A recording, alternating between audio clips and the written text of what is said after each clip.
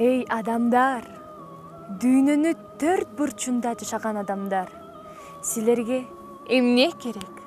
Жерби? Мына мен жермин. Мен бардык адам баласыңа теңмин. Мага талашыңардын кереги жок. Мага ынтымак керек, эмгек керек. Айдоого бир дан таштасаңар, 100 дан кылып берем. Чырпык сасаңар, чыңар кылып берем. Бак тексеңер, мөмө төгүп берем. Мал чайсаңар, чоп болуп берем. Там тургусаңар, дубал болуп берем. Урук тукумуңар көбөйсө, баарыңарга жай болуп берем. Мен төгөнбөйм, мен карыбаймын, мен кечмин. Мен баарыңарга тегиз жетем. Ал эми, Толгонай, адам баласы тынчтыкта жашай алабы? Жокпу дейсиң? Өзүн ойлоп көрчү.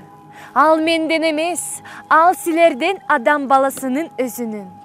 Силерден ынтымагыңардан, ыктыярыңардан, акылыңардан.